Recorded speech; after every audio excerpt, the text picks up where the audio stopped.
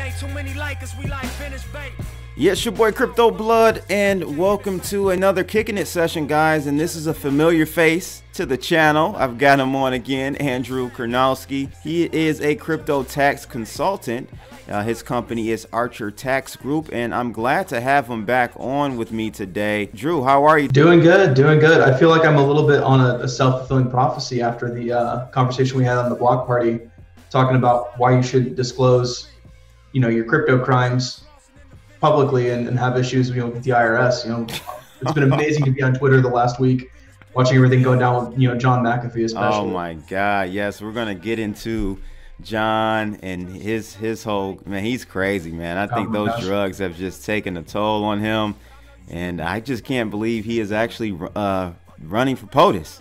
Yeah, I liked him in the 2016 debates. I thought he was pretty, calm and composed compared to some of the other candidates. But when you started to dig into his past, his history, you went, oh, I don't think the world's ready for, a guy that's wanted for, allegedly, I should say, for murder. Yeah, allegedly. All this other crazy stuff that, I think they were making a movie about him at some point, which I can't wait to see if that actually comes out or not, but it would be an interesting movie to watch.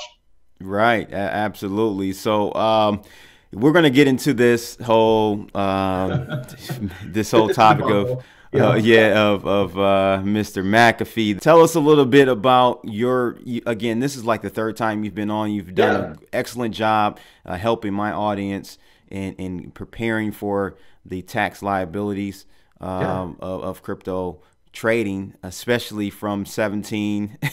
And so now we have a total opposite, a 180 from 2017. Our liabilities now from 18 are going to be a little bit different. So you're going to help us with that, but tell us a little bit about Archer Tax Group, and then we'll kind of get into those details. Yeah, certainly. So we've been on the cryptocurrency scene since 2017. I myself am a trader, a miner. I've done some loans. We've done a lot of ICO consulting actually in 2018 as well on the tax side. But we primarily focus on helping individuals and businesses with their tax liabilities when it comes to crypto. And in some cases, that's just getting everything together and filing and staying compliant. In other cases, it is planning for our actual exit strategy. Now, when we're looking at the 2019 segment versus the 2017 segment, a lot of what we're doing right now is helping people harvest losses. And I've seen a ton of different people on different forums and Reddit and Twitter, saying, well, we're not going to claim our, anything for crypto because it's all loss. Well, that's actually a really bad idea. If you've got losses, you need to claim them in order to harvest them. And there's some benefits, even if you don't have gains right away, to claiming the losses here in 2019, because there's some long-term effects on that. It's just one of those things that there's a lot of misinformation about cryptocurrency taxation, and the IRS actually did open back up yesterday, and they are taking on filings now. But it's one of those situations where, the more information we can get out, the more help we can actually get to people. And we've been doing a lot of work too with the Governor's Blockchain Council out here in Colorado, talking with the state revenue department and just getting a feel for where they're at. And we're also in the middle of fighting a couple cases for some taxpayers that had massive gains in 2017, had even more losses come 2018. And now we're in the middle of filing that and actually disputing the tax liability and trying to get the taxes just dropped off in general through settlement programs. Excellent. Wow, that's great, man. So you guys out there, definitely, if you are going to be following by the book, check out my man Andrew Karnowski, definitely, because I actually reached out to him randomly. This is what, a year and a half ago now. Yeah, it's crazy how time is flying. But I reached out to him. He said, yeah, I'll absolutely come on your show, kind of educate your guests about what's going on, because we were leading up into the end of 2017. I'm like, whoa, we've got a lot of gains here. Yeah, what do we do with those? And I think I broke a lot of hearts with my stance on like-kind exchange. The fact that it's not allowed, and I'm still waiting to see some court cases come through. The only thing that I've seen besides John McAfee's alleged situation is there's someone that got pinned for basically violating securities law and acting as a money transmission. They didn't have their MTB license. And so they got hit with a bunch of charges there. And I've seen people try to connect that to some tax law issues, but we haven't seen the full enforcement yet from the IRS. I think part of that is because of the shutdown. Part of it is because a lot of their resources are allocated to getting caught up with the Tax Cuts and Jobs Act, requirements and things like that. So I think it's coming. You know, they did mention in 2018 that they're going to start cracking down pretty hard on cryptocurrency investors. Gotcha. So let's talk about first this guy, John McAfee, man. Oh my God.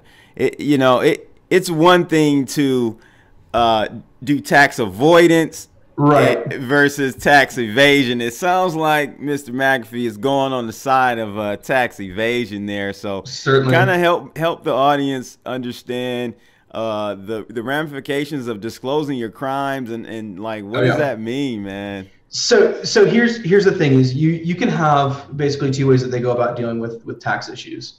You have the administrative side where they say, look, you owe X number of dollars, you need to pay that, and you dispute that on the back end, and it goes through multiple channels before it actually gets to tax court. Or you get in a situation like John McAfee's where you've publicly disclosed that you are deliberately not going to pay taxes, you have no intention of paying taxes, and now all of a sudden that becomes tax evasion, which is a criminal charge, potentially through the DOJ.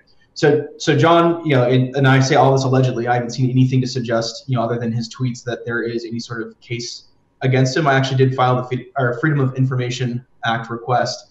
So we'll see maybe, in 4 weeks to a year, if I can actually get a copy of the docket for the case, because it's going to reveal, a lot of what they're going after. But if I had to give my best professional opinion, it's a mixture of the guy is trading coins and hasn't disclosed any of those or paid any of the gains on those. And he was also getting paid to do a lot of tweets as well. The SEC actually slapped him on the wrist and said, you've got to stop taking money for tweets. And if he was, for a period, he was in Tennessee, he's been abroad. No one really knows where his tax home is per se. Once again, it is Tennessee, though. Yeah, because that's where the actual court case is. Okay. But he could at least have some sort of argument that, well, I was living abroad, and so I can exclude X. I think it's up to $100,000 of income earned abroad and not owe the tax on it. But if you're domiciled in Tennessee, getting paid for tweets, not taking expenses, not claiming that, now all of a sudden you've got a huge liability that the IRS is going to come after. And because, like I said, because he disclosed and very publicly said, there's a video I think where he said, I have no intention of paying my taxes. Yeah. Immediate, crime right there. You can't represent people for tax denial. There's a couple things that the IRS claims, and I know, I've seen it in the comments sections before. I've gotten people coming up to me at different conferences and saying, look, taxes are illegal. We don't like taxes. No one likes taxes. There's plenty of legal ways to fight that. You don't have to go the John McAfee route of, tax denial and dealing with it, but you can actually plan for those tax liabilities and actually save a Yeah, I've seen the comments on many of the prior videos that you've come on with on my channel, and that's I as a professional, I cannot actively endorse that. Right. But what I would say is, if you're going to take that position, do your research, make sure you've got a firm legal argument, and don't tweet aloud about it. That right. Yeah, I don't know if you remember this lady. She was really prevalent in the alt media realm. I think her name is Ann Bernhard or Anna. I can't remember her name. So someone in the comments or in the chat room, you guys probably remember. She used to come on Liberty and Finance show, and she was just like, "I'm not paying taxes. It's just da da da." And man, they did her in. They took everything from her. So it's just like, guys, I understand. I have a decent amount of people that follow me that feel like taxation is theft. And maybe it is, but you can't come out and say that and come on now.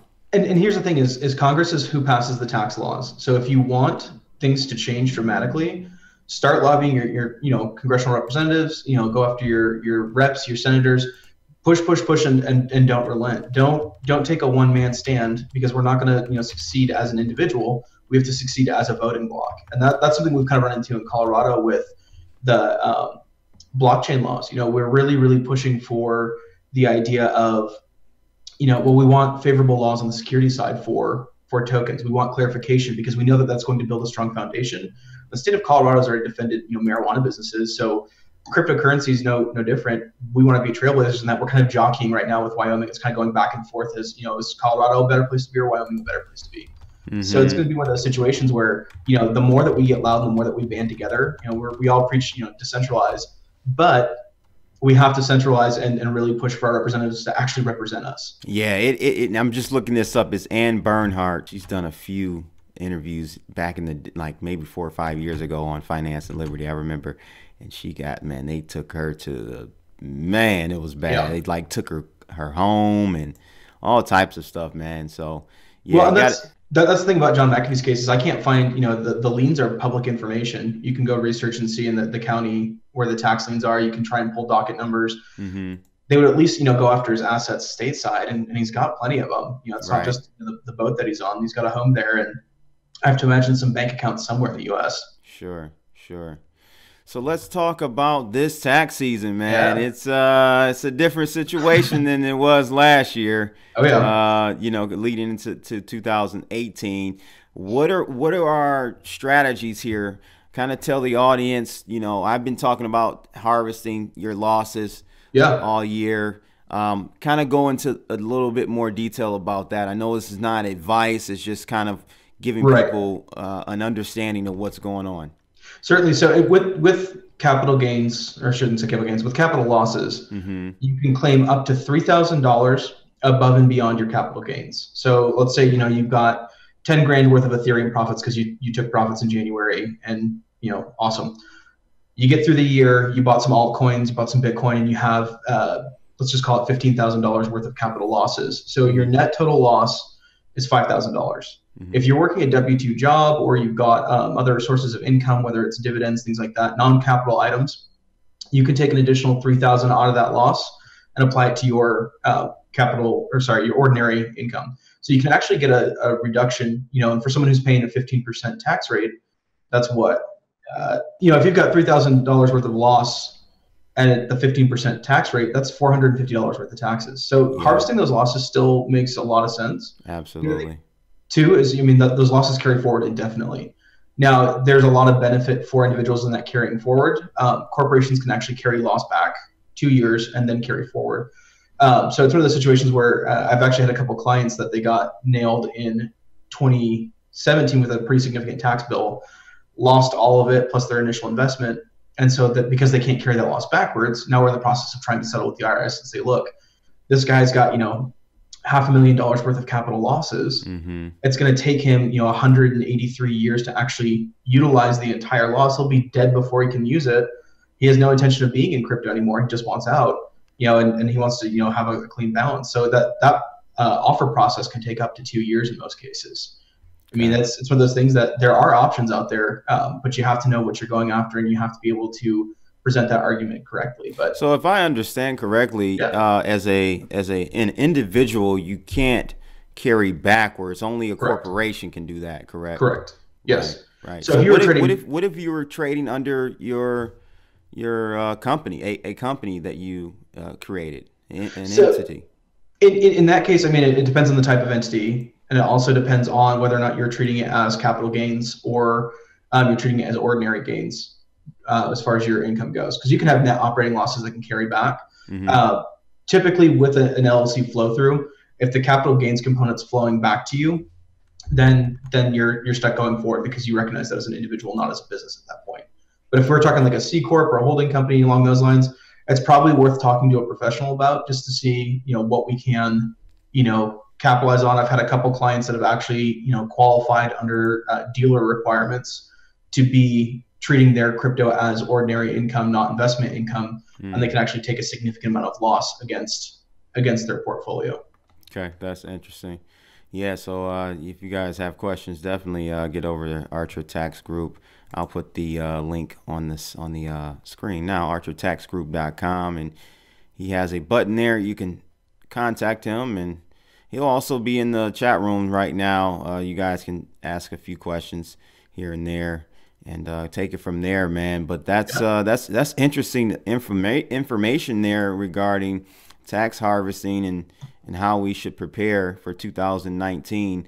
Certainly. So what are your thoughts as far as 2019 and how we should go about it? Certainly. So I think there's one thing that people need to think about, and we've kind of had this conversation back in 2017 about picking your accounting period. I wouldn't necessarily say if you don't have a ton of capital gains to offset, you don't necessarily want to maximize your capital losses, because all you're doing is setting a lower basis and starting your counter back over for long-term capital gains. So if we can get to a point, depending on the taxpayer, or we can do some accounting and move it around to keep things in the longer term, capital gains. That might be more beneficial so long as they're not having to pay capital gains tax in this year. But once again, that's one of those things that you really need to navigate that carefully. But for 2019, I mean, there's so many different things with the tax law updates that can make a big difference. I've always been a huge advocate for self-employment and encouraging people to really, really push for, either a side hustle, or if you can convert from your normal job into consulting. There's all these different deductions that we can take business-wise, but the really, really big one for a lot of self-employed people, depending on your income limits, and it's pretty generous. It's $157,000 for single individuals and $300,000 for married individuals. But you get what's called the 199A deduction, which is basically a 20% expense or for qualified business income right off the top. You don't have to spend any money. So if you make $100,000 net profit, you get extra $20,000 off against your income tax for your taxable income. So it's stuff like that you can really take advantage of. And then, integrating cryptocurrency as a form of payment for clients, one, opens you up to a whole new market, because there's still some people that are looking to use their tokens. It's probably not as many as it used to be. We used to get paid a lot more in crypto at the end of 17 because I think everyone was still feeling very, very bullish about it. 2018, we've seen a little bit of crypto payments here and there, but we've mostly moved to people paying in fiat instead and wanting to hold on to their tokens, which totally fine. But it's a great way to accumulate tokens right now. If you've got a business and a side hustle, why not be building that up and having a larger war chest for when things take off again? I think it's a matter of if not when. So what about a scenario where, and this is one for me, I invested a decent amount of money into some mining contracts, right? Some cloud mining and mining contracts, and those just went.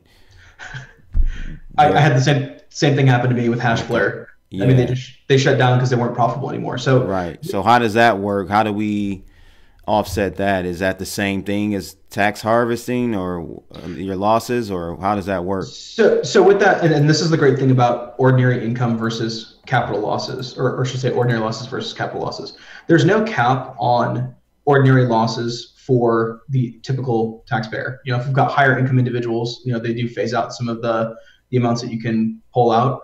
But the idea being, if you lose $10,000 on a business, you get to take $10,000 off of your taxable income. So mining contracts were, let's call it a blessing for what it was. We bought $5,000 worth of mining contracts. We only, maybe if we were lucky, made about $1,000 worth of crypto. So you've got a built-in $4,000 loss there. But I can, write off things like my cell phone bill. If I've got home office, you can't take when there's an additional loss unless you're doing actual expenses. Maybe we've got some healthcare worked in there. There's different things that we can definitely, pack in there and bump those losses up. But the mining contracts were a huge benefit in that you're not capped at that $3,000 against your ordinary income. So huge benefit, but you want to make sure that you've got all your numbers. You know what the contracts were. If you didn't take those in 17, if they were the lifetime contracts, then depending on when you claimed those contracts would be, your mining equipment we can depreciate out. If you've got the sale of mining equipment, we want to kind of balance the depreciation with that. But there's plenty of things that we can, pack against that. I've got several clients that do mining as well. Yeah, that's good. That's good to know. So that's definitely good to know. So, one topic that you brought up when we discussed you having, coming on was about QOZs. Yeah. Kind of tell us about that, qualified opportunity zones, and how that plays into things. Certainly. So for me, it would have been if we would have kept on, the exuberant bull rush of 17 all the way through 18, and we're at $100,000 Bitcoin. Right.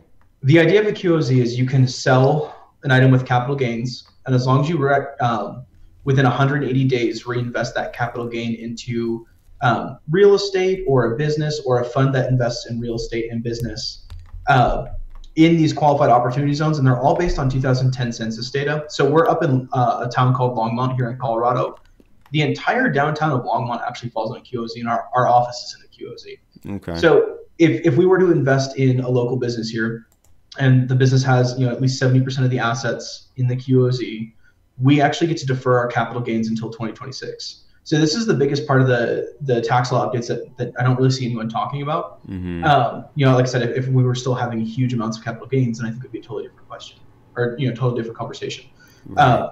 But the idea being, I mean, if you are a crypto-based business and you're looking at bringing on investors, there's no reason why you shouldn't base your business in a QOZ and then basically sell it to investors as a tax-advantaged investment opportunity. If they invest with X number of dollars of capital gains, they can actually defer that, and they're kicking the can down the road. And if you hold the business or the assets in the zone for 5 years, you get a 10% bump in basis.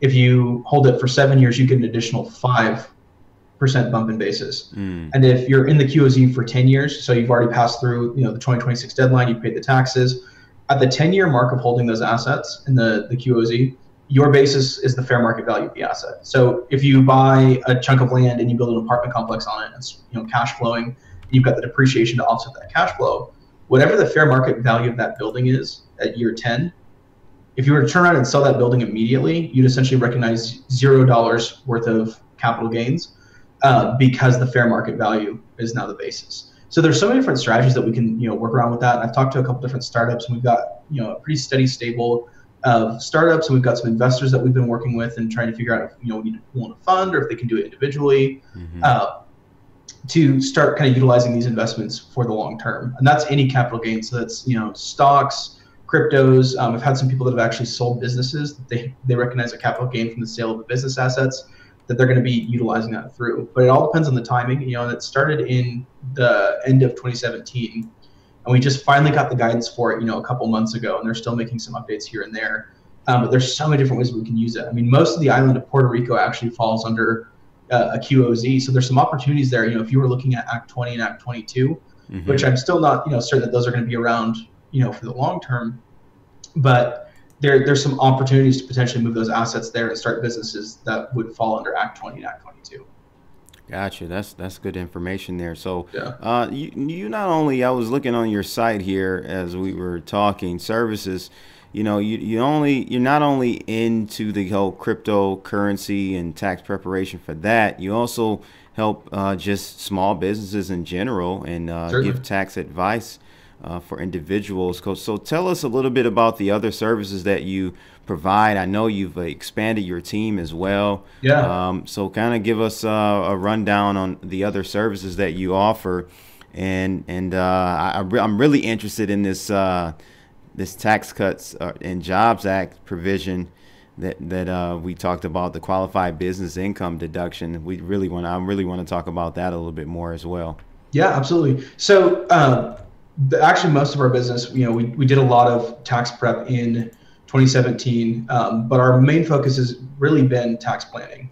Okay. And that's, especially for self-employed individuals, if you're making $60,000 or $70,000 and it's going on a Schedule C, you're actually missing out on a lot of different opportunities to, maybe move to an S Corp and save some significant money. I had a client that they were a W-2 employee and they were able to convert to 1099 contractor. And we were able to run it through an S Corp instead of through W-2 wages for them exclusively. And we were actually able to cut out, about $4,000 or $5,000 worth of taxes that they would otherwise be paying if they stayed W-2 on top of it. And that is tax avoidance, people. That is, and it is tax evasion. 100% legal, and I can come on a show and have it recorded and say there are options out there. And I think that's the thing that most people don't realize. Self-employment has some significant benefits for individuals that most people don't understand. And It seems really scary to have to run payroll or, to have to deal with the accounting. But if you've got, a good system built around you, and we've got some really good out of the box solutions between using, Xero for accounting services or Gusto for payroll. We only really need to run payroll once a month for an individual business owner. It's relatively low cost. And, if you want to do it yourself, there's plenty of ways to do it yourself as well. But don't let the fear of, pushing for more stop you, because there's some significant money on the line. And I never give advice that isn't going to be worth, pursuing. I'm not going to trip over $100 to try and save, $95. There's so much that we can do. And I mean, think for a second about, you got someone who's a W-2 employee. They're paying for their cell phone bill with post-tax dollars. Why wouldn't you want to, be a business, take a hobby, take a side hustle, do some consulting, do coaching. I mean, shoot, sell oils if you have to sell, essential oils, but taking that same phone bill and actually using it to your benefit as a business expense. And so tell us about your new additions. I know you've been growing. Heck yeah. So we've got right now, our most recent acquisition, I shouldn't say acquisition, that sounds terrible. Our most recent addition to the team is our intern, Devin. He's actually doing a lot of the tax planning help. He's a computer science major down at CU Boulder. Very sharp guy.